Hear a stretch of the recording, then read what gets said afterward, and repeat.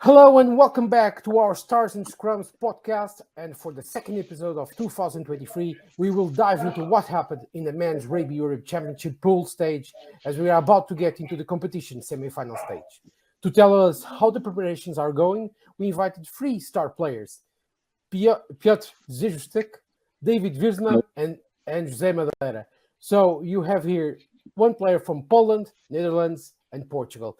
And we're gonna hear from them how's the preparations going, what is the mindset, and how they came to be. So I will start with the man who is still on the top leading in the 16 best players of the championship. So Mr. Piotr, well done if you win the prize. I think the polling is closed already. So it's been a good championship for your team. It's the first time Poland is here, and it was the first time that Poland secured the victory. So how do you feel? Yeah, I'm just happy and glad that we won first game in championship. It was, of course, tough 3 games we had already, but yeah, first win, and I think not a lot of people even in Poland expected that we can win. But for this moment, it's completely nothing because we have 2 games to go, and the one against Germany that Sunday is the most important right now. So we are just on the camp right now. We are in the hotel in Free City in Poland, and just preparing to Sunday game. Tell me, before the first kickoff, what were your team's goals for the competition? Yeah, like first of all was just staying in that championship. Of course, it's not easy. There's 8 really tough teams. Some of them play in a World Cup like Portugal and Georgia, Romania. So yeah, it's difficult, but yeah, we want to stay here and let play young players just to grow Polish rugby on them and based on them in the future to just to growing every year a little bit rugby in Poland. You were talking with me before the show about how is the background in Poland with rugby. So can you explain to us how Polish rugby has grown in the last couple of years? So we have some public programs in school. We just try to put rugby in every school in Poland. It's of course not easy. We don't have a lot of clubs and a lot of like a big amount of young players, but we're still trying to improve that. Rugby is unfortunately not popular in Poland. We've got a lot of different team sport and individual sport. People know. Usually, still people don't see difference between I don't know rugby and American football, for example, what is also on the same place as rugby. So yes, we try to go to the schools and make more rugby popular and bring some players from the school to our clubs. Yeah, this first and second is like a lot of foreigner players want to play in our Extraliga and the top team. So I think that it can be like a base to improve our rugby. They can see some opportunity to play in Europe, in Poland, especially. There's a lot of players from South Africa, for example. Then maybe they try to jump to France or UK to get better contract. But yeah, like for the beginning, it's good start, and we can learn from them a lot and just improve our culture and improve our rugby as well. But still, we're looking for a lot of young players who can come to national team and just improving that. Just a small question. Have you noticed an increase in media coverage or social media in this last couple of weeks? Yeah, especially this good thing that even Rugby Europe tell is have some of good social media and talk about Poland as well. And I think for rugby community in Poland it's important, and also some our main Polish television show our games. TVP Sport. It's like the top Polish television, public television. So for us, it's very important, especially next game against Germany will be at 8 p.m. On Sunday. So probably is a really good hour to watching games like this. So yeah, we try to do everything to make popular rugby and talking about rugby. Maybe someone will see just that game. As you know, like games between Poland and Germany, there's also like people want to watch, especially in football and in rugby as well. So yeah, they're our the foreigners. So yeah, it's neighborhood. So we want to always beat them and show that Polish rugby is better, and Polish sport as well, because we also there's like big competition. Yeah, but so in social media and some media show that, but it's not like a massive improvement from a couple of weeks. Maybe if we will progress in our rugby and staying in championship, we can change it. Especially we have also really good national team of rugby sevens of ladies. They've been European champion. They've been European champion from last year and still improving. So yeah, if we can mix it like men's and women's rugby and just showing that every day, every week, and make more good results, it will be better for us. Okay, very nice to hear about this. David, about fan and media and so on, every time we watch a home game from Netherlands, the support is massive. We can hear people in the stands. It's magical. That's what we are looking always in sport, in quality of sports, and so not only. So, but can you explain to the people outside of Netherlands, why are the Dutch fans so passionate about the game? Yeah, it's tough to tell because Dutch rugby for quite a long period did probably not perform at the level that it potentially could. Especially like 10 years ago, we were playing at the very low levels of European rugby, and the attention was next to non-existent.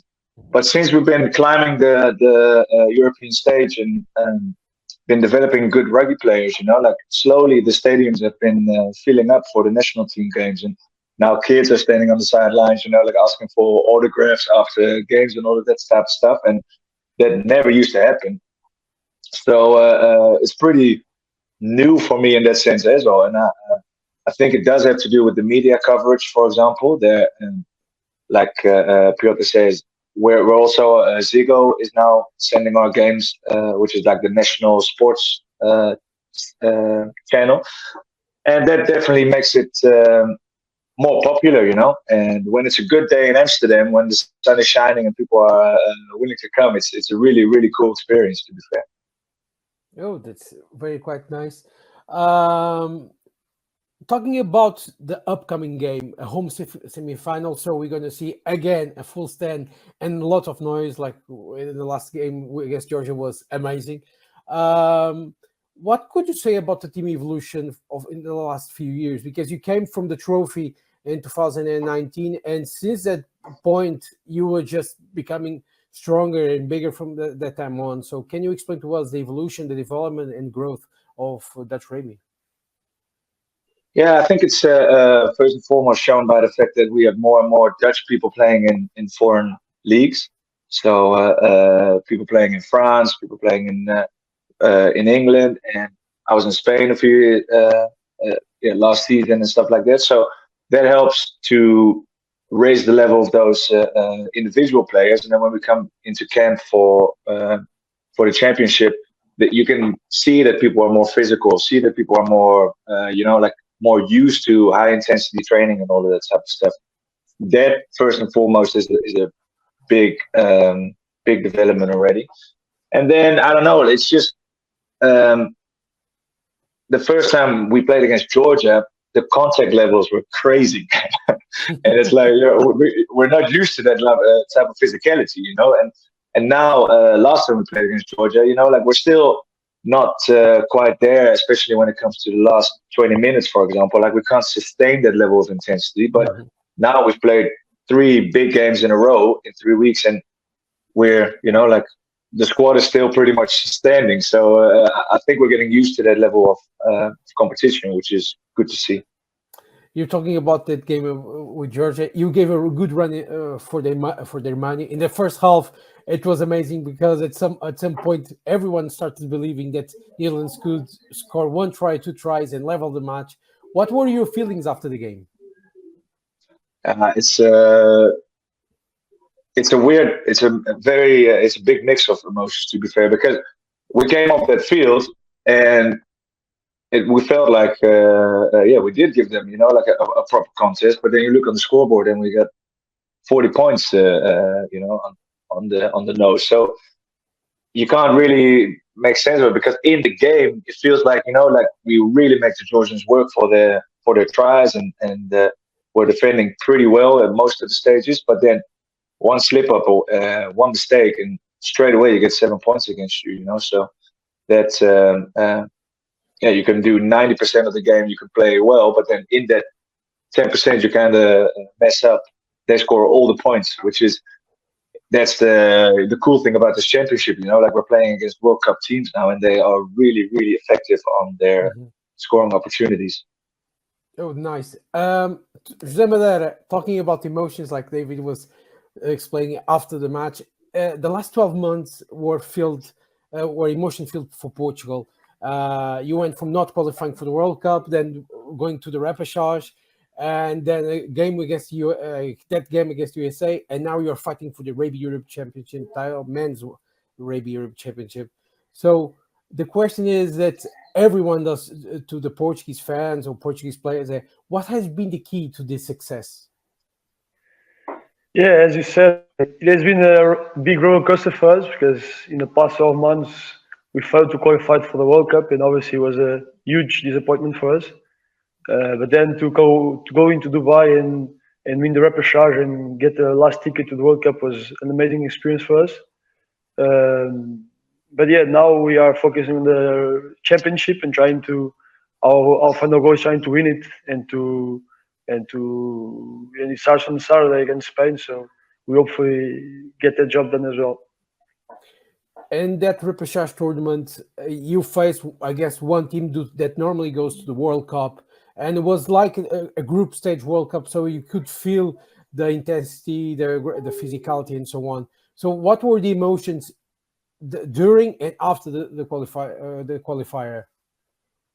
Well, during the qualifier, we're very focused on our goal, because it felt like a second chance, second chance to trying to qualify, and it really was a second chance, because we missed our first one, and well, due to bureaucracy, Spain weren't able to go, so it was a second chance for us. So we were very focused at the moment, and it really felt like a World Cup preparation squad and preparation group in game. So yeah, and as I was saying, the last game against the USA was a really big challenge for us, because that team are used to qualify for the World Cup.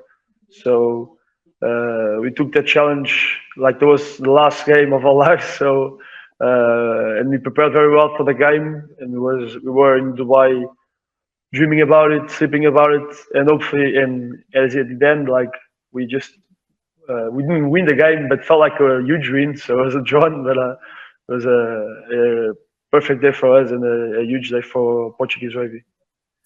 Before we go for the Rugby Europe Championship, last question that somebody put on my questionnaire, that was, when Samuel Marques was requested to take that last kick against USA, what ran in your mind? What ran in your head? What were your emotions? Not your emotion. What did you think about that eternity of a minute? Yeah, at the moment, like I've spoken with a few of my colleagues here, and like for us, it felt like a blank. We have no memory of the moment. It just happened so fast. We just remember of all celebrating and all being super happy. And Samuel was the man to take the kick. He was super concentrated, super calm. he knew in his head that your ball go in. So it was a huge moment and a huge happiness moment for everyone. So it's crazy. Yeah. So congrats, and we'll come back to you to ask about the new format of Rugby Europe Championship, if your team is liking it and so on. David, I go back. Is it possible? Is it possible that you don't remember because of all the beers afterwards? Or, Oh no, that's a major no. Maybe I don't know. Talking about memories, you have excellent memories from the last time we played Belgium. It was a special day for yourself in Dutch rugby. So can you tell us how it was then and what you expect for this weekend? Yeah, it was till this day, that's the best rugby memory I probably have with the national team.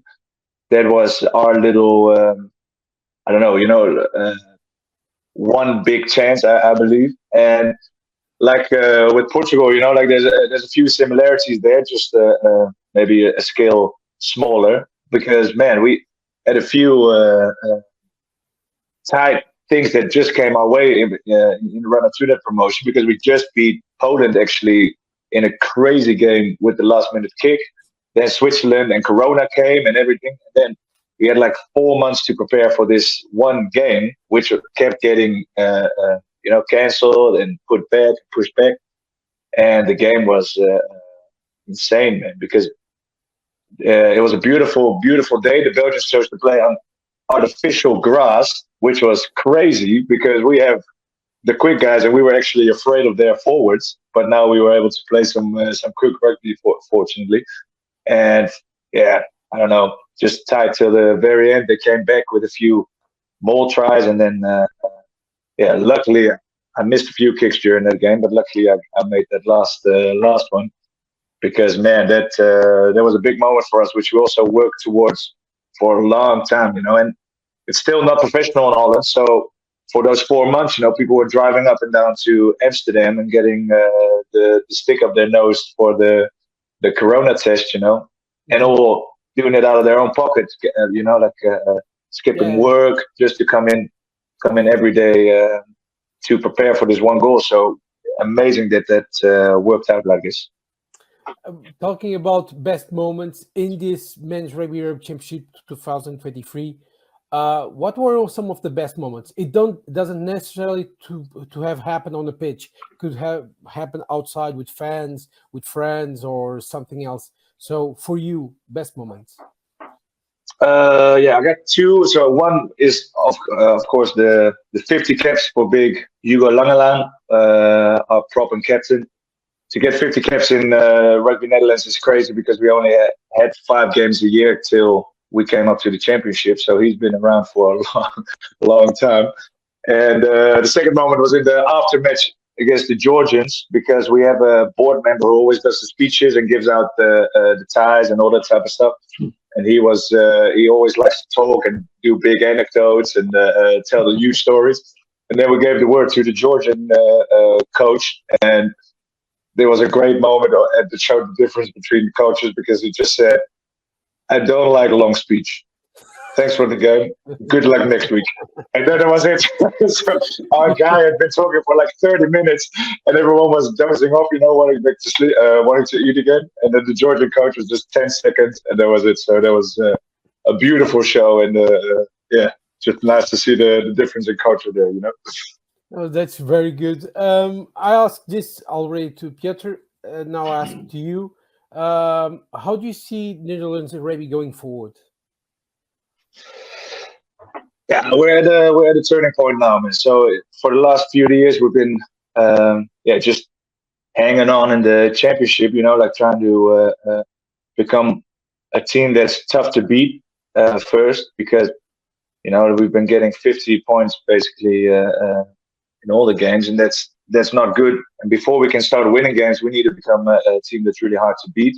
I think we're getting there now, but you see how difficult it is for an amateur team to compete at this level, So I think the next step is crucial, that we get some kind of funding in.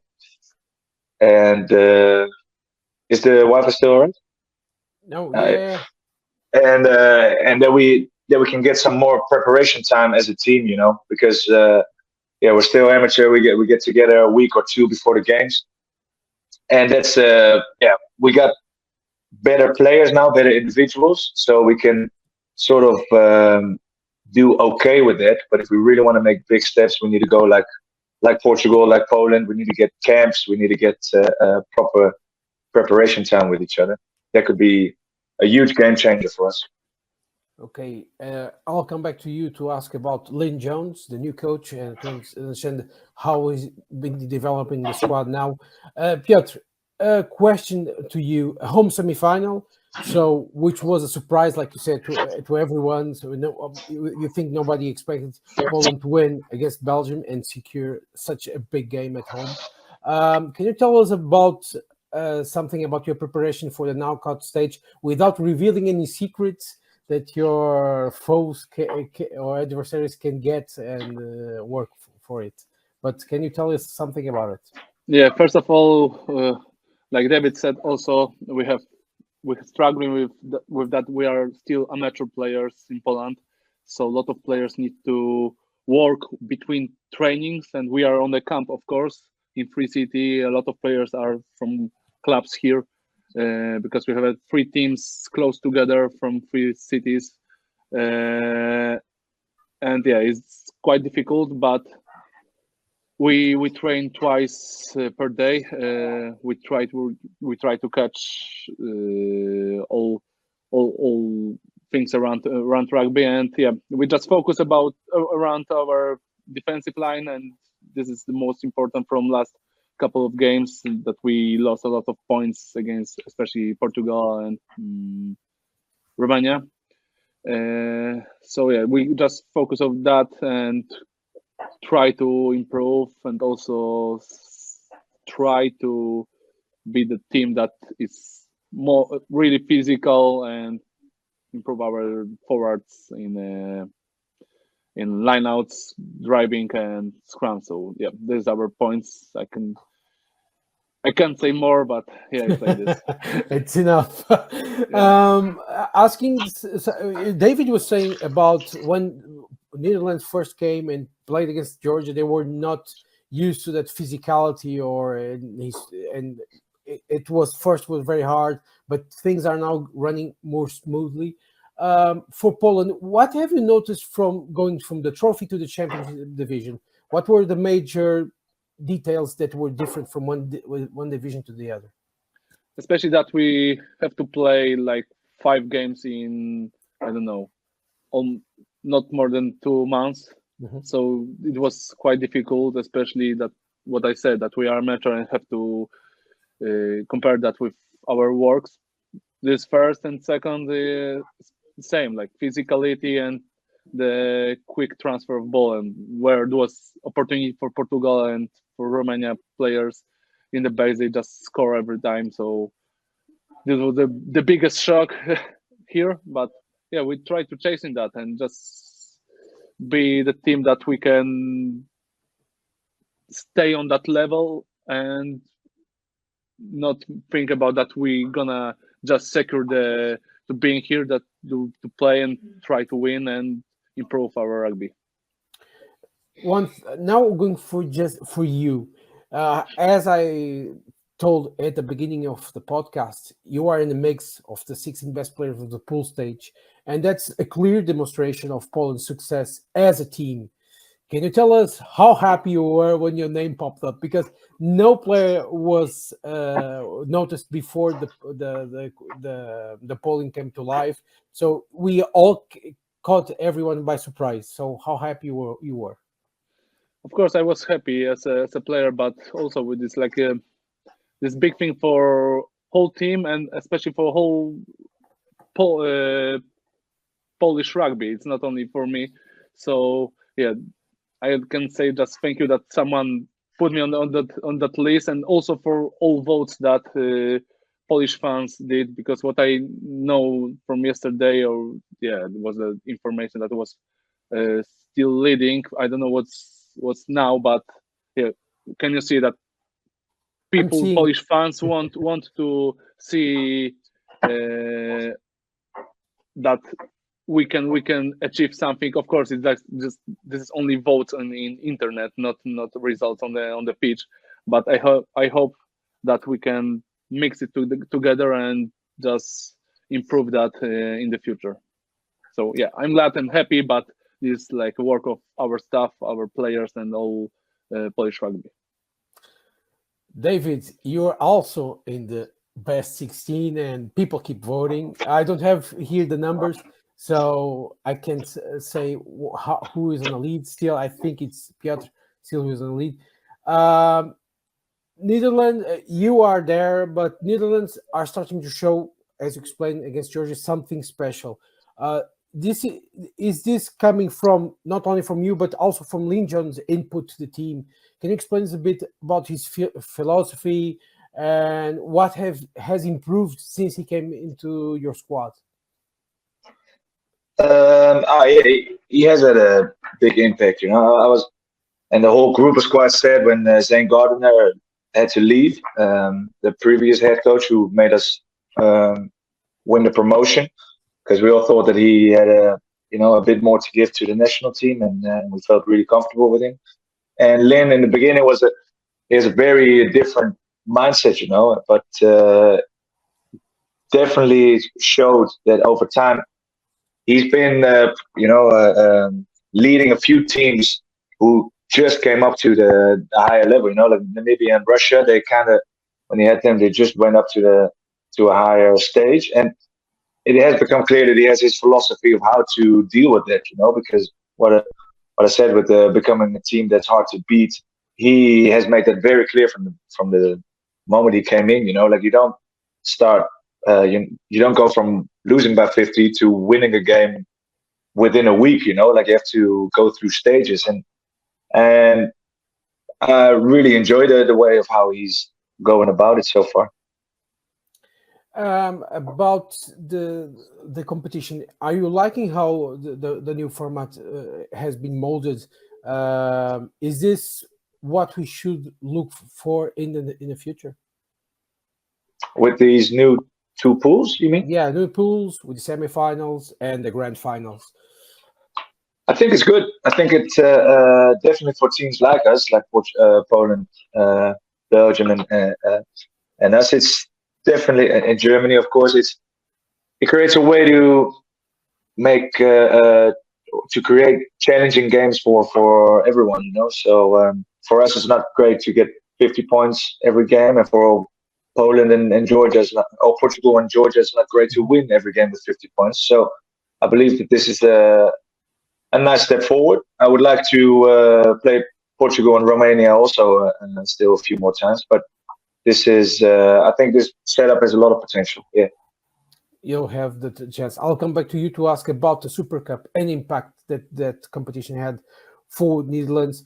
José, going back to you, you have been playing in the Rugby Europe Championship for, I don't say a long time, because you came for the year under 18s, under 20s, now seniors. So you've been growing at a rapid pace as long as your team. Where would you like to see the direction of rugby going for Portugal in the next few years? So I think for Portugal, the main thing is trying to get as many young men as we can. So because we're going to play the World Cup in same as in 2007, the first time we won the World Cup was a big rugby boom in Portugal. So a lot of kids wanted to play rugby at that time. I was one of those kids. Right? So yeah, like me, I was one of those kids. I just joined because after 2007, I watched the team and I said I was going to play. So I hope the same effect arrives after the World Cup. So I think we need to grow same as that boom. So we need to go to that direction, trying to make the most out of it. Obviously, it goes through certain stages. The Super Cup, as you mentioned, is one of the stages where we can bring some maybe higher level of rugby to the national rugby players. So a couple of those stages are very important to us. So and yes, trying to maybe professionalize as most as we can will be one of those big steps for us. About how the team plays, everyone likes to see Portugal opening the ball, and and we have in Rugby Europe that saying that every week they play, and this comes from the Super Cup now for the Rugby Europe Championship. What are the reasons you connect so well on the pitch?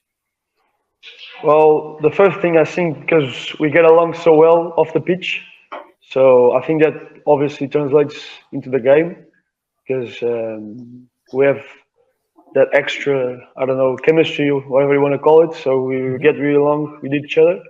The second thing is I think we coach really well, and the work of a lot of people, a lot of coaches, and our main coach, Piotr, is probably one of the big responsibles for that style of play, style of game. There so many people like to see because it's trying to use our best abilities. So it's trying to use our quickness, our dynamic play.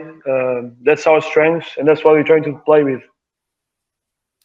Well, it was very interesting. Something that you told about the team connection off the field. Have the Super Cup. You didn't play for it because you were already in France, but you saw your teammates play on it. Do you think the Super Cup helped the preparation for Portugal in the last 2 years?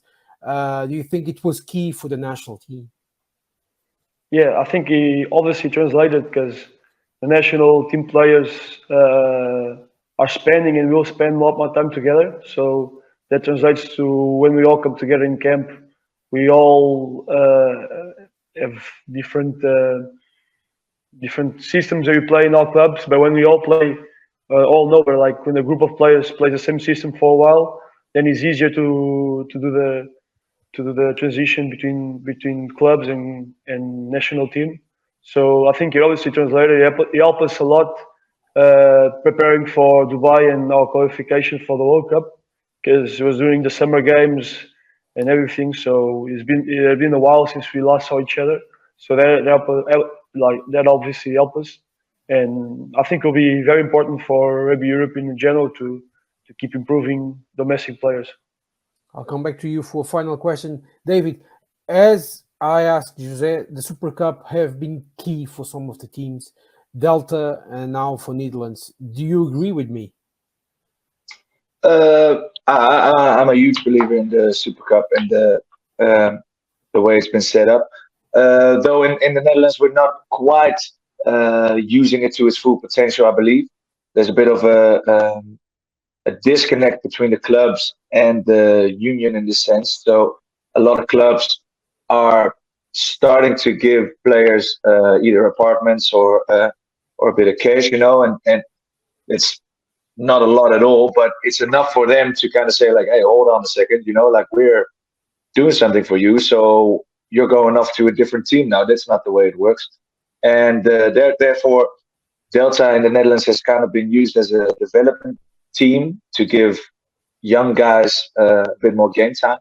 Mm-hmm. But so, I would like to see it as a way like Portugal has been using it, and Georgia, with actually using it as a way to give national teams more time together, so that when we come together for a championship game or summer tour or whatever, we know each other already and we can focus more on the details. So that could be a great way forward, I believe. Well done. In the last 5 minutes, I'm going to ask you all just one question. I can start with you, David. What kind of support are you expecting on Saturday from the home fans?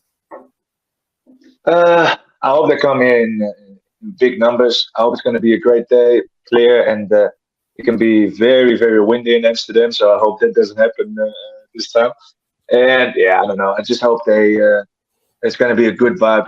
People come here because they want to come here, and hope we can offer them a great game of rugby. You get pumped up when you can hear the people at the stands chanting, or you are one of those players that space out and just focus on what's happening on the pitch? I did have to learn that a little bit because I'm a kicker. So if I start listening to the assholes behind me shouting things to me, that's not a good way there. But during the anthem and after the game, you really do. I really am grateful for the people that come around, because when you see those kids asking for your signature, not having any idea who you are, and then coming back again for the same signature. That's awesome, and that's just a good sign that rugby is growing in the Netherlands. So that's what I'm hoping for. I'll come back to you to a final message. Piotr, 2 questions. How do you see the future for Polish rugby after this championship?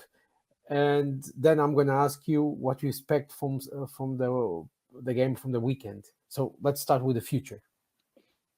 So firstly, what I said before, we want to just stay in that competition for a long time and just be better team and growing with that and make rugby more popular in the whole Poland, not only in the big towns where we usually play. That's the thing. Also, we need to grow the amount of kids playing rugby, especially under 18, under 17, 16, like not kids, the teenagers. What I think for this moment, unfortunately, in every sport in Poland, we losing a lot of young people. They just stopping playing their sports, team sport. I used to play also basketball, so I have good connection here in Poland with basketball teams, and they have the same problem, but it's also different level of players, so they can see that, but it's also on the same thing.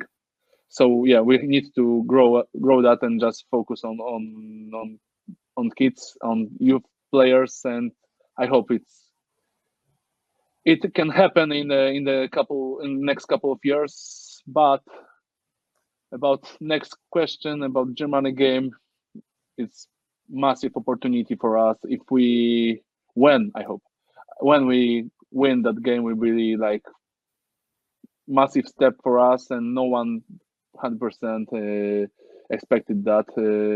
We're just preparing for that. That's only 80 minutes. Last year we beat Germany in the same place in Gdynia, so I hope we can do that again. I think we had good defensive line then, so it was our key in that game. So we're gonna just make it happen again. So yeah, let's focus on that, and then we'll see what's going on with Polish rugby. You're expecting a big crowd on the weekend? Yeah, there's like 3,000 people can play can come on that crowd, and usually it's full. So yeah, we can hear them and see them, and just it's like our 16 player on the field. Oh, that's nice. José Madeira, for the final 2 questions. So on Saturday we're going to play against Spain. It's always a massive game because it's a long time rivalry between 2 countries that are next to each other. It's going to be in Estádio do Restelo, so it's a big venue. So how are the vibes for the game? We are just hoping that the crowd really be that 16 man that Peter was talking about, like to push us on, because it's a classic game and we always take it very personal. It's a very important game here in Portugal. We're always play against Spain. No matter what sport or no matter what level, it's always a big game. So the vibes are very good. The team feels good. The team feels happy and very motivated to play on Saturday. As you said, it's a big venue. It's Estádio Restelo, which is a very nice field and a very nice stadium. And we just hope the crowd come and cheer us up to win that game. Before you play in the under 18s and 20s championship, you played against Spain also. In a knockout stage. So you think this format brings a new taste for the Rugby Europe Championship, for the men's Rugby Europe Championship competitions? Do you agree? Yeah, I agree. As David said, I think maybe in short term it'll be maybe a bit frustrating to the promoted teams because the difference may be a bit bigger for now. But I think in the long term it will definitely benefit the rugby in Europe because you'll obviously the level will rise up, and I think we all take advantage of that. But yeah, as you said, it's going to be very important for us these next steps. Okay, so now final message for the people at home. I can start with José. José, what you want to say to the fans that are watching our podcast? Just the same messages that I just said. Like I hope everyone comes and cheers up at Saturday for the semi-final. It'll be a home game, so it'll be beautiful out in Lisbon. A great stadium, and I hope it will be a great day for us. So come and cheer us up and spend a good time. That's all I have. Okay, thank you, José. David, your turn. So this is to the Dutch fans. Yeah, to your Dutch friends and and you can. Man, I just to the Dutch fans, I'm really happy that you watched this episode and hope to see you here at the stadium. Dutch rugby is growing. European rugby is growing. We got a lot of teams in the World Cup now. I mean, this is a great time for European rugby, and Dutch rugby is growing just nicely. So we need your support. We would like your support, and that's it from me. Okay, thank you. Piotr, your turn. So what I said before, like Poland, Germany is always big game, big battle between that country. So yeah, just people please come on the game, on the crowd and watch our game in the TV. It's in open TV program. So yeah, that's it. I think will be a big day for us. Okay, thank you all for coming. To remind the people at home, the match is going to go to Rugby Europe TV, but in Portugal, Poland, or Netherlands, you have to see it on local TV. So it's being broadcast, which is actually very good, so we can get to more people. But remind the fixtures. So on Saturday, we have Netherlands, Belgium, so Lowlands Derby. It's always a great rivalry between Netherlands and Belgium. You can watch it at 1 p.m. 1 p.m. CET time. Then Portugal will play Spain in Lisbon at 6 p.m. CET time. Remember, always like this. And next day we have Georgia, Romania, which is always one of the biggest matches from the Rugby Europe history. So at 1 p.m. CET time, and then we finish with Poland against Germany, 8 p.m. CET time. So it's to finish the weekend in big at night with a great game between Poland and Germany. For me, I say thank you. You can all say goodbye and a wave, and we'll see you on the pitch.